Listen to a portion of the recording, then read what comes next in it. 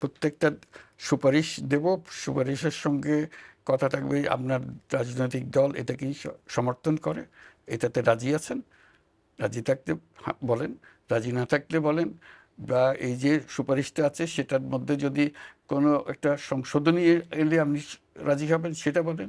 এটা কি নির্বাচনের আগে সংশোধনটা করা ঠিক হবে, এটা কি এই নির্বাচনের পরে কি, সব প্রশ্নের এখানে সমাবেশ আছে।